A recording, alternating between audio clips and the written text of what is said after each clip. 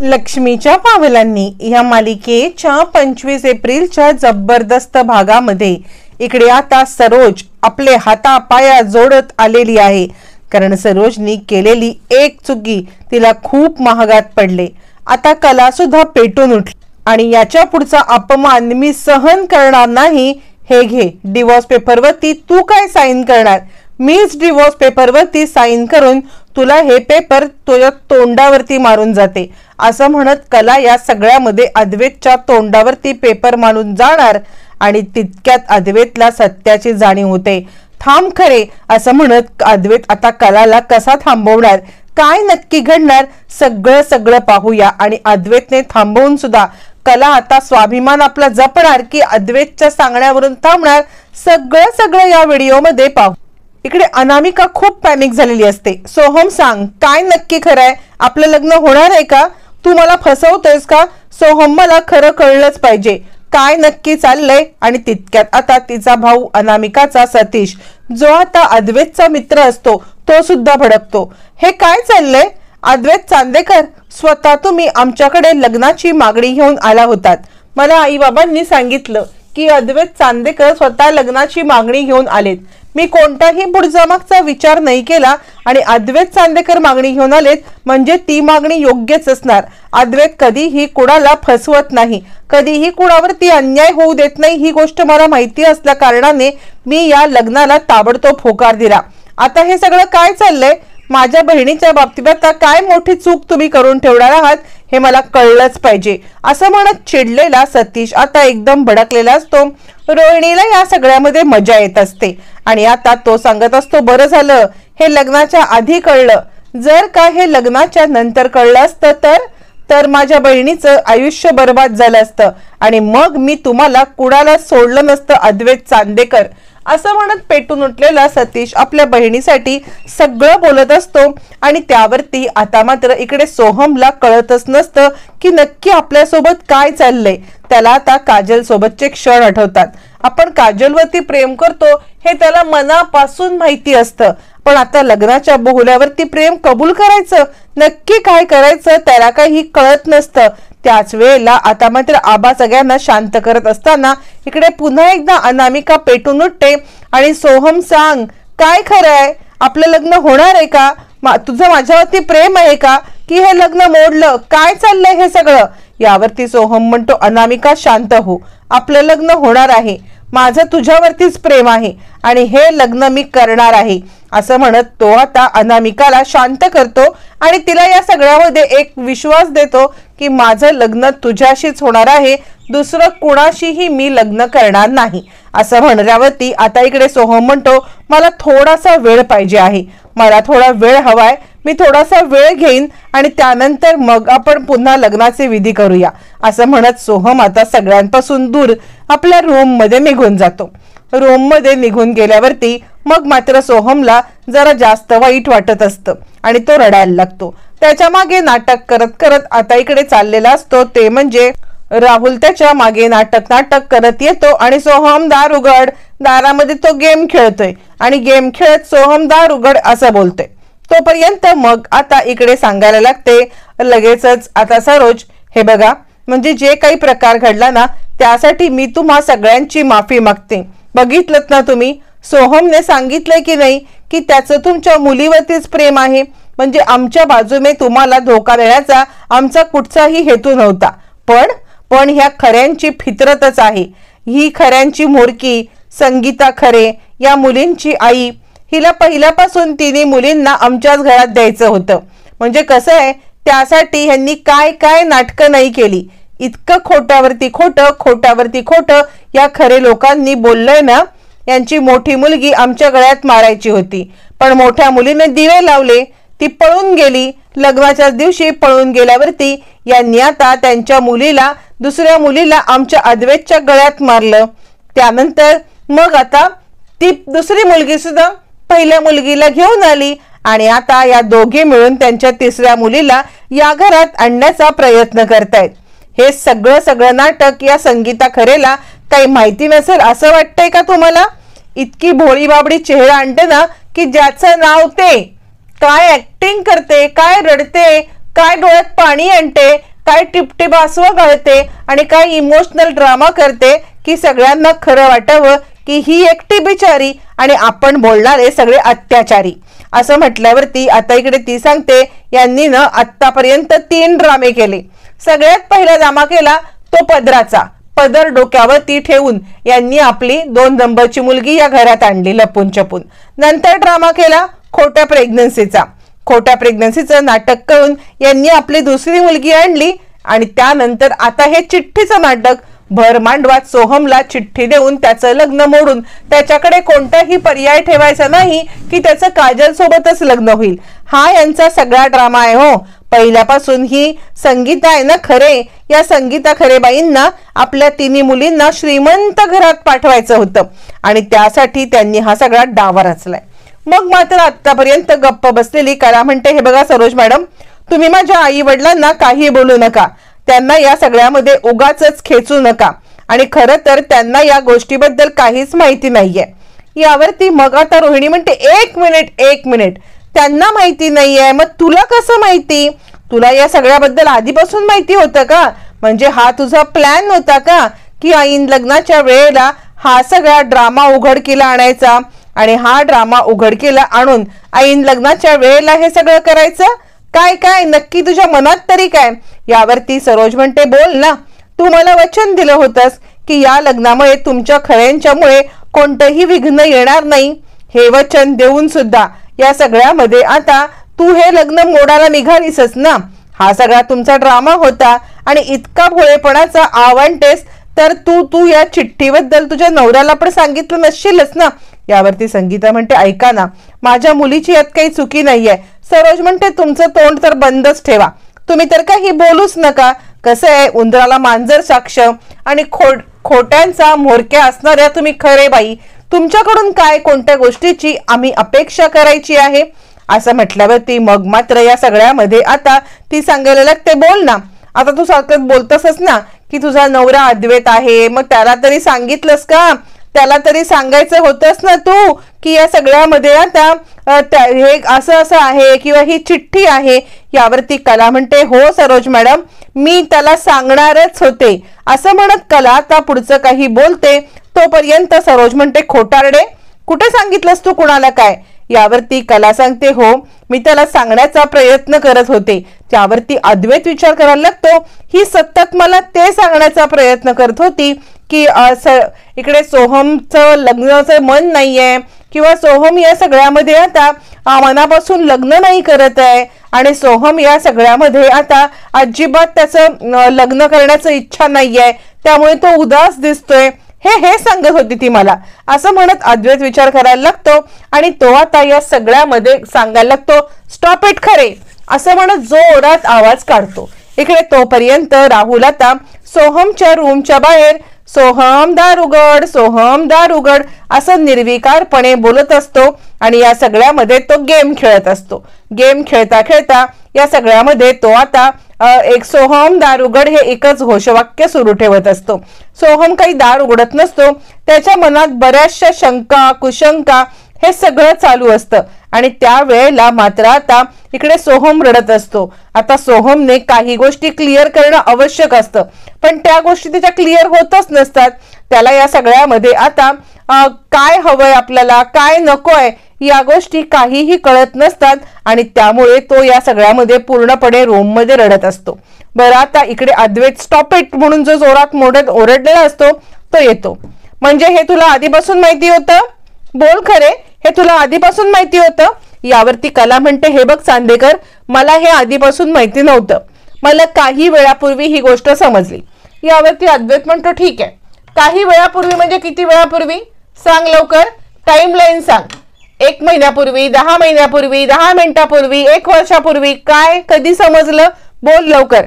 यावरती कला सांगते हे बघ एक्झॅक्टली टाइम मला नाही आठवत आहे, पण ज्या वेळेला मी डायनिंग टेबलच्या इकडे तुला भेटायला आले त्यावेळेला मी तुला हेच सांगायला आलेले, त्याच्या आधी मला थोडा वेळ समजलेलं। यावरती तो सांगतो आधी म्हणजे कधी? यावरती कला सांगते अरे मी सांगते ना तुला की मला या सगळ्यामध्ये आता इतकंच म्हणायचंय की थोडा वेळच आधी समजलं। यावरती अद्वैत म्हणतो ठीक आहे, तू काय म्हणतेस की तुला हे थोडा वेळ आधी समजले, मग जर हे तुला थोडा वेळ आधी समजलंय तर या सगळ्यामध्ये तू मला एक गोष्ट सांग की मग तू मला सोहमचं लग्न ठरल्यापासूनच सतत सतत का बोलतीयस की सोहमचं मनात नाहीये लग्न करण्याचं किंवा सोहमची इच्छा नाहीये, बोल लवकर, हे तू मला का म्हणत होतीस? असं म्हटल्यावर ती कला सांगते त्याचं कारण मी तुला या आधीच सांगितलेलं, मी तुला आधीच म्हटले होते ना की सोहमचं लक्ष नाहीये, सोहम या लग्नापासून खुश नाहीये, हे मला त्याच्या तोंडावरती दिसत होतं आणि म्हणून या सगळ्यामध्ये मी तुला बोलले. यावरती अनामिका म्हणते काय सोहम या लग्नापासून खुश नाहीये, काय बोलताय तुम्ही? यावरती अनामिकाचे आई वडील अनामिकाला सांगतात अनामिका एक मिनिट थांब, तू या सगळ्यामध्ये आता बिलकुल काही बोलू नको. त्यांचं जे काही चाललंय ना ते सगळं आता आपण बघूया. या सगळ्यामध्ये आता यांचं बोलणं ऐकूया, मग बघू ना काय करायचं ते, असं म्हणत अनामिकाची आई आता अनामिकाला शांत करते. त्यानंतर मग आता कला सांगायला लागते हो, मी ज्या वेळेला सोहमला पाहत होते का कुणास ठाऊक मला वाटत होतं की सोहम या लग्नापासून खुश नाहीये आणि म्हणून मी तुला या सगळ्यामध्ये बोलले की सोहम खुश नाहीये तर त्याला विचारूया का. यावरती अद्वैत म्हणतो हे बघ, आणि या सगळ्यामध्ये आता तू सतत माझ्या कानाशी विचारूया का असं म्हणत ओरडत होतीस, पण ज्या वेळेला खरंच सांगायची वेळ आली किंवा ज्या वेळेला खरंच या गोष्टी क्लिअर करायची वेळ आली तेव्हा तोंड बंद करून बसलीस. मग का नाही इतक्या वेळात मला सांगितलंस? नाहीतर एरवी तुझ्या तोंडाचा पट्टा पट पट पट पट चालू असतो, मग आता का नाही तू मला सांगितलंस की या सगळ्यामध्ये आता सोहमची ही चिठ्ठी सापडले. यावरती कला म्हणते ऐक चांदेकर, तेच सांगण्यासाठी मी तुझ्याकडे येत होते पण वेळच नाही मिळाला. यावरती अद्वैत म्हणतो किती खोटारडी आहेस ग तू, म्हणजे कसं सोयीस्करपणे प्रत्येक वेळेला या गोष्टी घडतात. म्हणजे बघ, घरामध्ये काहीही झालं तरी तुझ्या दोन बहिणींच्या बाबतीत काहीही झालं तरी प्रत्येक वेळेला तू त्यांना पाठीशी घालतेस आणि माझ्या घरातल्या कोणीतरी तुला रंगे हात पकडलं की त्यानंतर मग कांगावा करतेस, आपली चूक कबूल करतेस.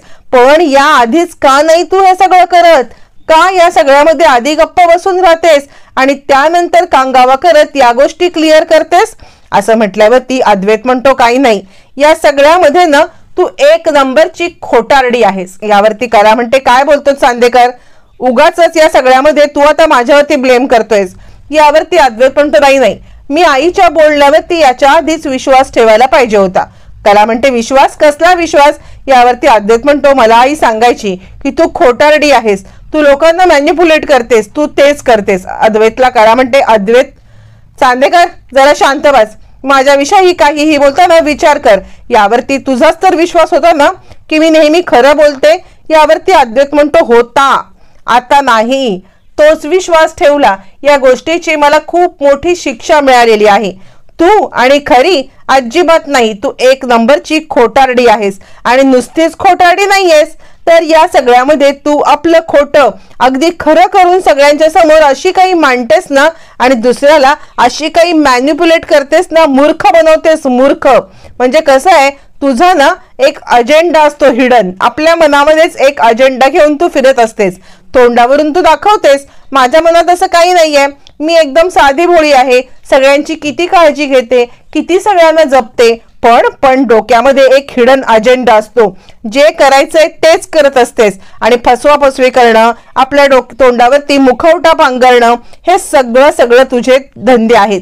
तुला या सगळ्यामध्ये हेच करता येतं आणि हे सगळं तू करत असतेस आणि त्यामुळे माझ्या घरामध्ये येऊन आता सगळ्यांना गोल गोल गुंडाळतेस. इतकी खोटारडी बाई आहेस, तुझं खोटं पकडलं गेलं तरी सुद्धा तू खोटच बोलतेस आणि गोल गोल गुंडाळून सगळ्यांना टाकतेस. अशा खोटारड्या बाईवरती मी विश्वास ठेवला, या गोष्टीची मला आता खूप खूप खंत वाटते. इतकं खोटं बोलून तू दुसऱ्याच्या माणुसकीला पण जपत नाहीस, दुसऱ्याच्या माणुसकीचा फायदा घेतेस, त्यांना वेडे बनवतेस आणि या सगळ्यामध्ये आता माझी आई मला सांगत होती पण मी तिचं ऐकलं नाही, मी तुझ्यावरती विश्वास ठेवला, हेच याचं उदाहरण आहे. आई मला जीव तोडून सांगत होती की ही खरे कशी आहे, ही कशी आहे सगळं, तरी सुद्धा मी तुझ्यावरती विश्वास ठेवला, हे सगळ्यात मोठं माझं दुर्दैव आहे. असं म्हटल्यावर ती कला म्हणते चांदेकर काय बोलतोयस तू, मी या सगळ्यामध्ये कधीच खोटं बोलत नाहीये आणि तू काय बोलतोयस रे, माझी माणसं माझी माणसं माझी माणसं. अरे ज्या माणसांना तू तुझी माणसं बोलतोयस ना त्या माणसांना मी माझ्या आई बाबांच्या इतकंच प्रेम केलेलं आहे आणि आई बाबांच्या इतकंच प्रेम करून या सगळ्यामध्ये मी त्यांना जपलेलं आहे. आणि तू काय सारखं चालवलेस माझी माणसं.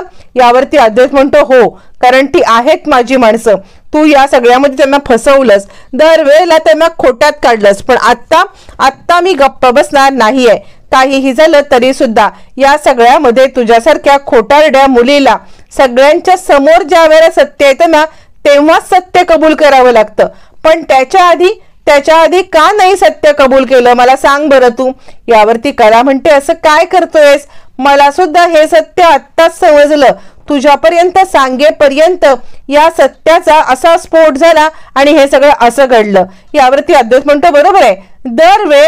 दरवेळेला या सगळ्यामध्ये आता प्रत्येक गोष्ट काही झाली की तू जे म्हणशील तेच खरं आम्ही मानायचं आणि तू जे म्हणशील तेच बरोबर.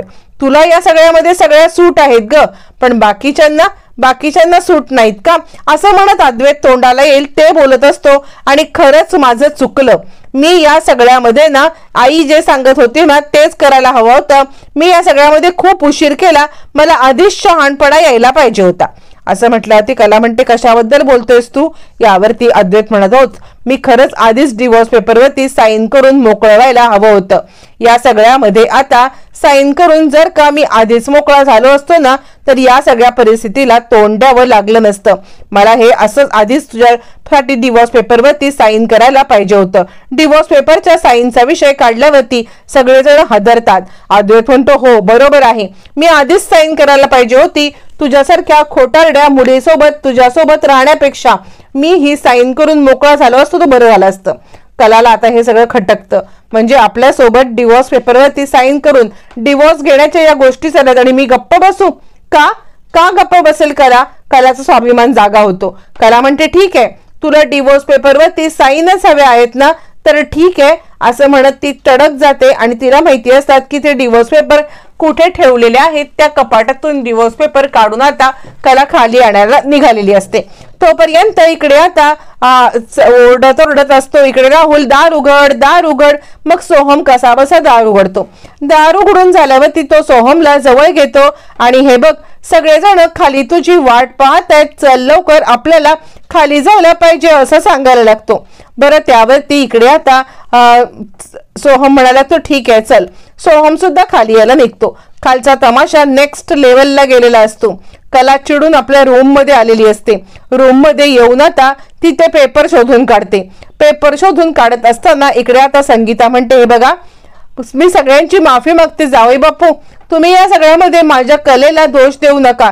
तिला खरंच यातलं काही माहित नव्हतं हो, खरंच सांगते मी. यावरती अद्वैत काही बोलणार तर सरोज म्हणते बस करा. इतकं सगळं होऊन सुद्धा आपल्या मुलीची बाजू घ्यायला लाज नाही वाटत का तुम्हाला असं म्हणत सरोज त्यांच्यावरतीच भडकलेली असते. आणि या सगळ्यामध्ये सरोज आता भडकून या सगळ्यामध्ये आता चिडलेली सुद्धा असते. हे सगळं चालू असताना इकडे कला रूम मध्ये येते. रूम मध्ये येऊन तिला आपले सगळे सोनेरी क्षण आठवतात. सगळे क्षण जे चांदेकरच्या सोबत छानपैकी घालवलेले असतात ते क्षण आठवल्यावरती मग आता इकडे ती ते पेपर काढते. पेपर काढल्यावरती ती ते डिवोर्स पेपर पाहते. डिवोर्स पेपर घेऊन ज्या वेळेला ती निघत असते त्यावेळेला समोर असलेली समानता आणि भिन्नता ती पाहते. आणि त्याच वेळेला ठरलेला तिला सगळं आठवतं की या सगळ्यामध्ये आता समानता आणि भिन्नता याच्यामध्ये कोण जिंकणार त्यापेक्षा महत्वाचं हे सगळं पुसूनच मी निघून जाते. मग तिथलं ती डस्टर घेते आणि या सगळ्यामध्ये आता ती समानता सगळ्या पुसून टाकते आणि फक्त भिन्नता ठेवते. या सगळ्यामध्ये आता अद्वैतला भिन्नताच पाहायच्या आहेत तर भिन्नताच पहा. आणि ती समानता पुसून तिकडून निघून जाते. निघून गेल्यावरती ती खाली येते आणि हे घे मी या पेपरवरती साईन करून ठेवलेली आहे. डिवोर्स पेपरवरती साईनच तुला हवे ना तर या डिवोर्स पेपरवरती माझी साईन झालेली आहे, तुझी साईन बाकी आहे. तू तुझी साईन कर आणि त्यानंतर मग हे पेपर सबमिट कर असं म्हणत तडपदार उत्तर देत कलाने या सगळ्यावरती डिवोर्स पेपरवरती साईन करून मोकळी झालेली असते. आणि या सगळ्यामध्ये आता सगळ्या गोष्टी क्लिअर झालेल्या असतात. कलाने स्वाभिमान जपत साईन करून ते आता घर सोडत असते. अद्वैतला त्या क्षणाला कुठेतरी हुरहुरी लागलेली असते. त्याच्या मनामध्ये ते क्षण सारखे येत असतात. आणि मग मात्र आता इकडे तो कलाला कसा थांबवणार, कलाला या सगळ्यामध्ये आता तो पुन्हा आपल्या कुटुंबात कसा घेऊन येणार, किंवा या सगळ्यामध्ये कला आता परत येणार का, नक्की आता यांच्या आयुष्यामध्ये काय घडणार आहे, या गोष्टी येणाऱ्या भागातच कळणार आहे.